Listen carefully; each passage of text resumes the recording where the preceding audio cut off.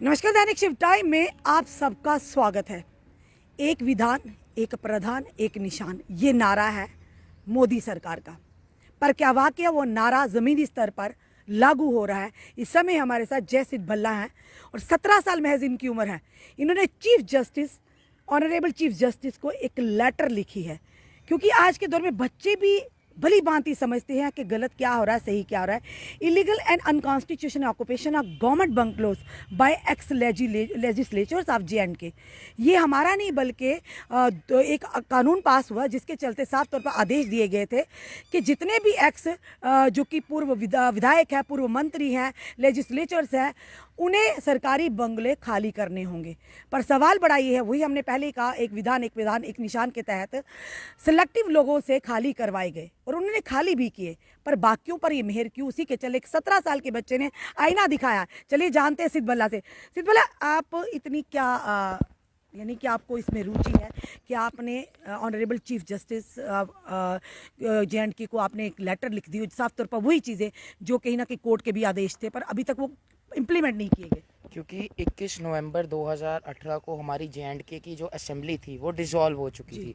उसके तहत कोई भी विधायक नहीं था जे.एंड.के के अंदर, और इन सब के जो थे ये गवर्नमेंट जो हाउसेस थे उनको जो बीजेपी से पार्टी से बिलोंग करते थे, सेंट्रल रूलिंग पार्टी है, उनके उन्होंने रहने दिए। परंतु जो अपोजिशन पार्टीज थी जो इनके खिलाफ भी नहीं, इनकी एक सोच के खिलाफ थी, जैसे हर्षदेव सिंह जी हो गए, लाल सिंह जी हो गए, जो भीम सिंह जी, जो एक्स लेजिस्लेचर मतलब जो थे जिनको पास थे, उनसे खाली करा दिया गया, लेकिन इनसे खाली नहीं करवाया गया। अगर आप उनसे करवा रहे हो तो आपका तो इन सब से करवाना चाहिए, क्योंकि हम सारे जो है हम टैक्स देते हैं। जहाँ पे हमारा पाँव है टाइल, उस पर टैक्स दिया है, जहाँ पे बैठे हो चेयर उस पर टैक्स दिया है, जिससे आप देख रहे हो उस पर टैक्स दिया है। इतना सब टैक्स देने के बाद भी जे.एंड.के के अंदर आप देखिए कितना प्रदर्शन हो रहा है। बचपन से अभी तक, कफन से लेके जीवन तक इतना हम लोग टैक्स देते हैं, परंतु आप देखिए कितना प्रदर्शन, डेली वेजर हर दिन प्रोटेस्ट करते हैं। एक ऐसा दिन नहीं गया 35 डिग्री हो, 40 डिग्री हो, 44 डिग्री हो, इतनी गर्मी के अंदर लगातार 300 दिन, इतने दिन प्रोटेस्ट करते हैं। और मांग क्या है? छोटी सी मांग है, क्लियर मांग है कि हमको आप पक्का करो, परंतु उसके ऊपर ये कहते हैं कि हमारे पास फंड नहीं है, एक्सपेंडिचर नहीं है, पैसा खर्चने को नहीं है। लेकिन जो करीबन अप्रॉक्सीमेटली 5 साल से ये जो एक्स एमएलए उनको जो खुश कर रहे हैं, उनको प्लीज़ कर रहे हैं, वो पैसा अगर कितना अच्छा होता है ये अगर इन पे लगा देते जो डेली वेजर प्रोटेस्ट कर रहे हैं, रेगुलराइज हो सकते थे। 70 महीने की पेंडिंग सैलरी उनकी जितनी थी वो आराम से 2 साल के अंदर उनका हिसाब हो सकता था। जो इनके ऊपर करोड़ में जो पैसा, कोई लिमिट ही नहीं है। मैं आपको एक नंबर बोलूं कि कोई, क्योंकि नंबर में निकालने गया कोई इतने करोड़ बताता है, कोई उतने करोड़, कोई नंबर ही नहीं। वो पैसा डायरेक्टली ये इनके ऊपर क्यों नहीं खर्च करते कि इनके ऊपर ये पक्के होते? क्योंकि ये लोग जो थे ये अब प्रोटेस्ट कर रहे थे, सरकार का हिस्सा नहीं थे। जो सरकार का हिस्सा है, आप उनकी कभी सिक्योरिटी को कंपेयर करिए। रविंदर रैना जी एक एक्स एमएलए, 3 साल के करीबन वो सिर्फ केवल एक एमएलए रहे, मिनिस्टर भी नहीं रहे। उनकी सिक्योरिटी को जरा कंपेयर करिए जो एक्स मिनिस्टर वगैरह रहे हुए हैं, उनकी आपने कम की। मैं तो अच्छा मानता हूँ कि आपने जिनकी भी कम की होनी भी चाहिए, परंतु फिर ये चीज़ आप सारों के ऊपर करो जिन पे जानलेवा हमले तक हुए हैं, जिनके पुलिस, जिनके जो है वो शहीद तक हुए हैं। वो लोग सरकार के खिलाफ बोलते हैं, उनको ही आप सिक्योरिटी को कंपेयर करो और उनकी आप सिक्योरिटी को कंपेयर करो। बेटा कि अभी आपकी उम्र छोटी है पर आप काफ़ी नॉलेज रखते हैं। बताना चाहिए कि अभी हाल ही में डायरेक्टर स्टेट ने 50 लोगों की जो लिस्ट जारी की है।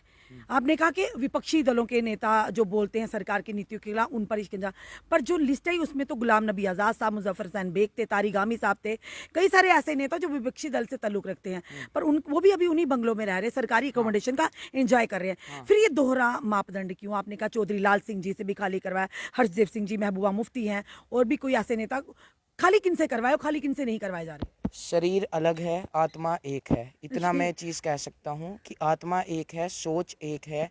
जब आप मेरे को एक चीज़ बताइए, ये चीज़ जो है ये लोग क्यों नहीं खाली कर रहे? अपनी पार्टी किस बेस पे इनके, मैं देखता हूँ जो एक्स एमएलए कोई पीडीपी के रहे हैं, कोई एनसी, कोई कांग्रेस, जो उनके अंदर जाके बैठे उनको मिनिस्टर हाउस किस कैपेसिटी में दे के रखे हुए हैं। जैसे हमारे यहाँ पे ये मुजफ्फर हुसैन बेग जी एक्स एमपी रहे हैं, ये किस कैपेसिटी में लेके चल रहे हैं? आप मेरे को ये बताओ। अशोक कोल जी, ना वो कभी एमएलए, ना वो कभी एमपी, उनको किस कैपेसिटी में ये सब कुछ दे के रखा है? जब ये चीज़ कोर्ट के अंदर चलती है, कोर्ट में जब हेयरिंग्स होती है, जो इनके सर, इन लोगों के वो है, वो वकील हैं, उनका आर्ग्यूमेंट आता है कि ये लोगों जो है इनको जान का जो है खतरा है। परंतु मैं कहना चाहता हूँ जान का खतरा तो बहुत से नेताओं को भी है, रमन भल्ला जी को भी है, जो शिवसेना के प्रेसिडेंट हैं उनको भी है, जो सुनील डिम्पल जी हैं उनको भी है, लाल सिंह जी इनको भी, और सिर्फ इनको ही नहीं, बहुत से तमाम सोशल एक्टिविस्ट हैं, बहुत से उन सबको भी है। तो फिर उनके साथ ऐसा क्या है और इनके साथ ऐसा क्यों है? आप सारों का निकालो ना।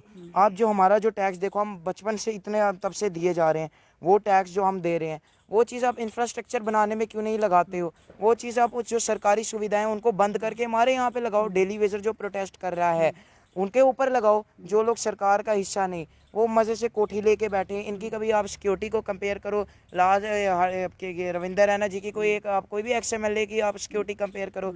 जो ये कविंदर गुप्ता जी 30 दिन के लिए केवल वो डिप्टी CM रहे, उनकी सिक्योरिटी को चलो कंपेयर करते हैं हम ताराचंद जी से कंपेयर करो, वो व्यक्ति रहे कितने 2200 के दिन, उनकी सिक्योरिटी में भेदभाव। मैं किसी के फेवर में नहीं कि कौन की किसकी पार्टी क्या है, किनको क्या है, परंतु जो सरकार का हिस्सा है उनको इतना प्रिविलेज क्यों दिया जा रहा है, उनको इतनी सिक्योरिटी क्यों ना? वो इनका ये बिल देते हैं, फ्री ऑफ कॉस्ट ये लोग रहते हैं, जो उनके ऊपर ये खर्चा कर रहे हैं सरकारी सुविधाएं देने में। अगर वो बंद करके वही सेम जम्मू और कश्मीर में करें तो कितना इंफ्रास्ट्रक्चर डेवलप हो सकता है। हाल ही में अल्ताफ बुखारी जी को भी Z+ सिक्योरिटी दी गई है। इनको Z+ उन्होंने कहा कि लाइफ थ्रेट थी इसी वजह तो से। लाइफ थ्रेट तो बाकियों को भी है, फिर देना है तो सबको दो, यूनिफॉर्मली इम्प्लीमेंट करो। और इनकी जो है, इनका तो मैंने नाम ही पहली बार सुना था। पहले जब इन्होंने कोई पार्टी अपनी बनाई उनसे पहले पता ही नहीं था।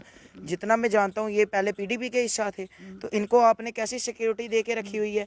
और आपने बाकी लोग जो यहाँ पे इतने सालों से राजनीति में, कोई डिप्टी CM रहा, कोई मिनिस्टर, कोई MP जीते, कोई उनको जीते, उनकी सिक्योरिटी आप इनसे कंपेयर करो।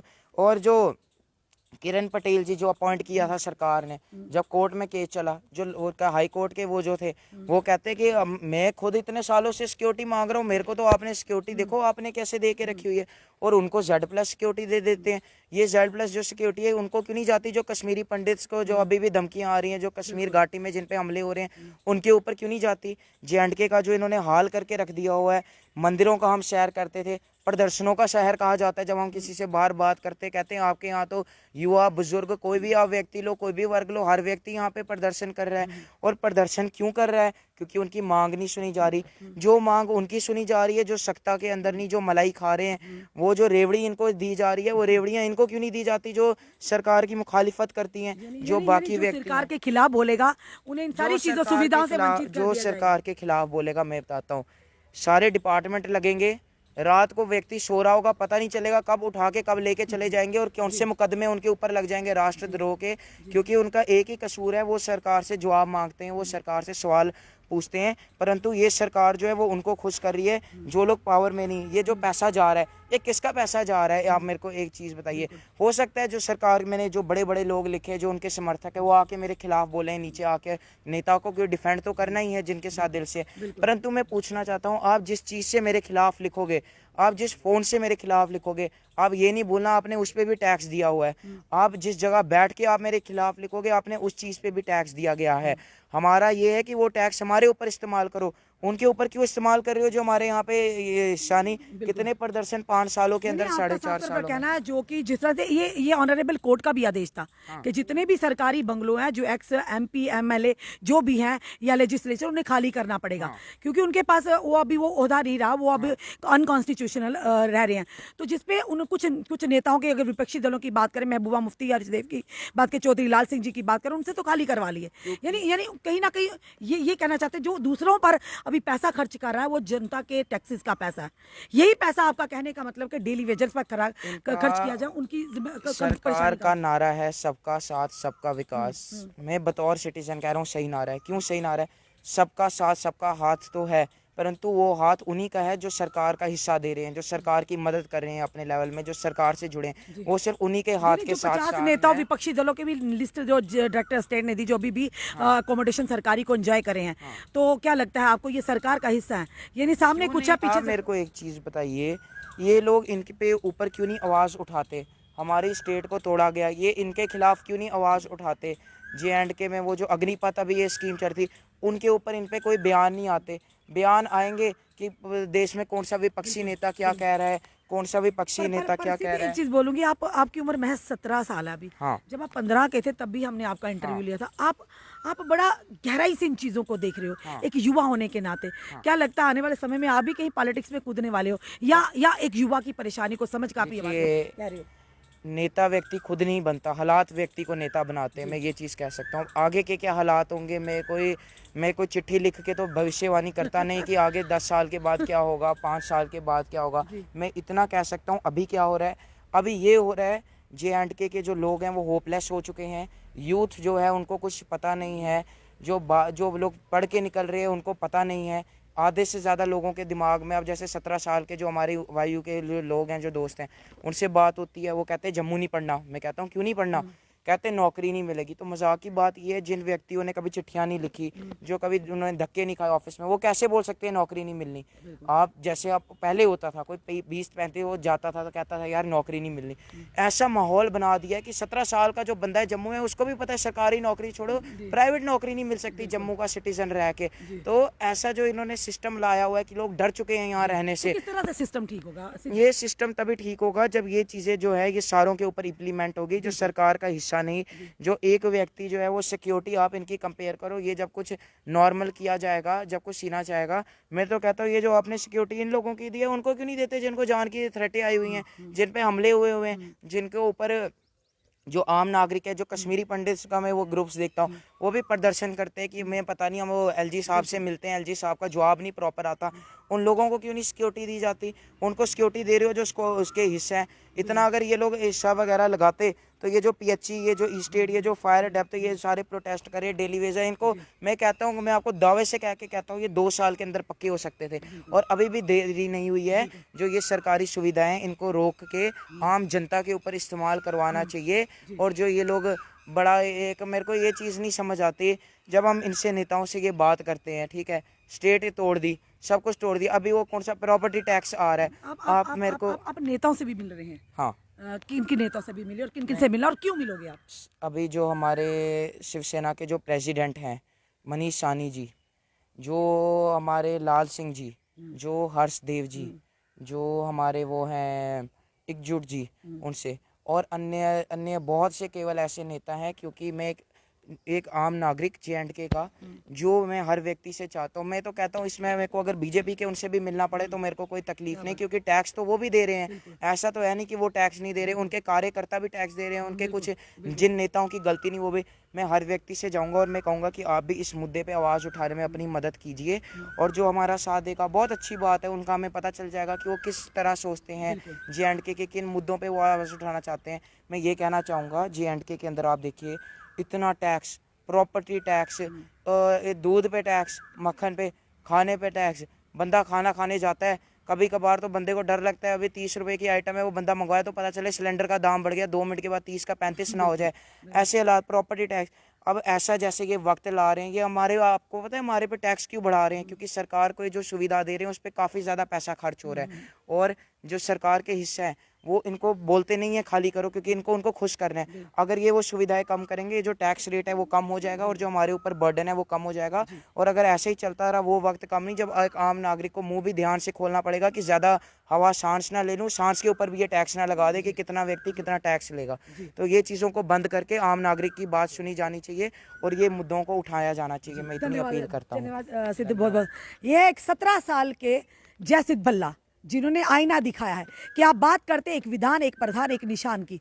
वाकई ज़मीनी स्तर पर देखा जाए तो आज भी मतभेद, यानी कि कहीं ना कहीं डिस्क्रिमिनेशन साफ तौर पर नज़र आ रही है। जहाँ पर अगर कोई भी आदेश आता तो हर एक बार इम्प्लीमेंट कीजिए। एक युवा होने के नाते इन्होंने युवाओं के दर्द को समझा, डेली वेजर्स के दर्द को समझा है, उन युवाओं को जो बेरोजगारी कगार पर सड़कों पर धरने प्रदर्शन कर रहे हैं। उन्होंने कहा ये हमारे ही टैक्सेस का पैसा, जिससे ये सरकारी अकोमोडेशन एंजॉय करें। अगर वही पैसा लेकर, क्यों नहीं अगर वो पैसा वहाँ पर नहीं खर्च किया जाए, के बदले हमारे जो डेली वेज, उनकी 70 महीने की पेंडिंग वेज है, क्या उनके घर में चूल्हा नहीं चलेगा? ये बड़े मुद्दे। और साथ ही इन्होंने कहा कि मैं हर एक नेता से मिलूंगा। मैं ये भी कहूंगा कि एक विधान, एक प्रधान, निशान की बात तो करते हैं, पर उसे इंप्लीमेंट नहीं अभी तक किया जा रहा है। यानी कि कुछ नेताओं के लिए कुछ जो सरकार की नीतियों के खिलाफ बोलता है तो आप उस पर गाज गिराते हैं, जो सरकार की हाँ में हाँ मिलाता है या चुप्पी साधे है, आप उन्हें हर तरह की सुविधाएं देते हैं। क्या कहना आपको इस वीडियो को लेकर? अपने कमेंट, अपने सुझाव हमें जरूर दीजिए। इस वीडियो को जितना हो सके शेयर कीजिए। जुड़े रहिए हमारे साथ अगले अपडेट के लिए। जय हिंद, जय भारत।